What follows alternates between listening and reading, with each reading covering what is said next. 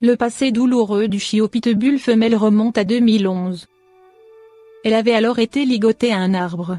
Ses oreilles avaient été recouvertes de rubans adhésifs qui devaient les amener à pourrir.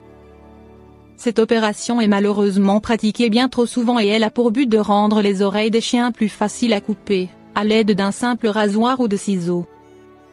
Le chiot aurait fini comme chien de combat si une âme charitable n'avait pas prévenu la SPCA. Après avoir vu le reportage à la télé racontant l'histoire de la petite chienne, Kelly Chico ne pensait pas encore à l'adopter. Mais, bien que sa famille soit habituée à soigner les chiens seniors, le sort de l'animal, qui sera baptisé Nikki, a profondément ému Chico. Lors d'un événement organisé par la SPCA, Chico a rencontré Nikki. D'instinct, elle a compris que la chienne ne trouverait sa place avec elle. Les agents ont averti qu'il était encore trop tôt pour envisager une adoption puisque les blessures de l'animal étaient encore en train de guérir. De retour à la maison, Chico a cousu des jouets et des protections pour les oreilles de Nikki, raconte-t-elle au dodo.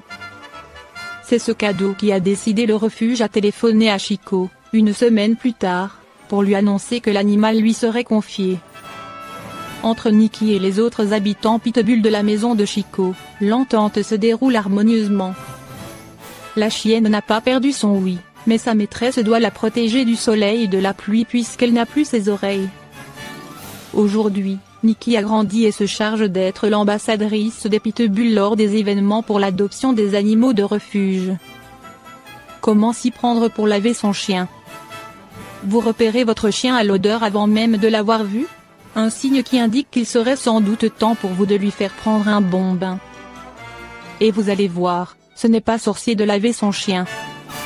À l'inverse des chats, les chiens n'ont généralement pas peur de se jeter à l'eau.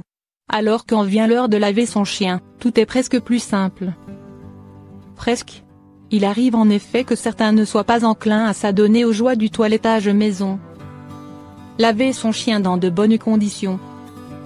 Il n'y a pas d'inquiétude à avoir, avec un peu de bonne volonté, beaucoup de douceur et de l'huile de coude, tout est possible lorsqu'il s'agit de donner un bon bain à son chien.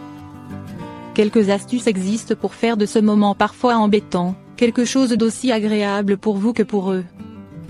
Oui, vraiment. Comment? Comme pour leurs homologues félins, il vous suffira de les habituer à l'eau dès leur plus jeune âge. L'utilisation d'une eau tiède est d'ailleurs recommandée. Leurs yeux et oreilles devront être protégés de l'eau et du shampoing et les bains devront être espacés de plusieurs mois afin de ne pas ôter la couche de sébum qui protège leur épiderme. Comment bien laver son chien? En premier lieu, n'hésitez pas à laver vos animaux en compagnie d'une autre personne.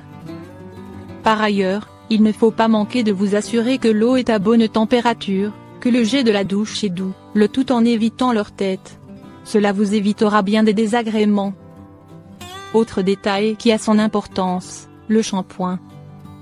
Celui-ci doit être doux et adapté à son espèce mais aussi et surtout à son type de poil. Voici nos conseils pour bien le choisir.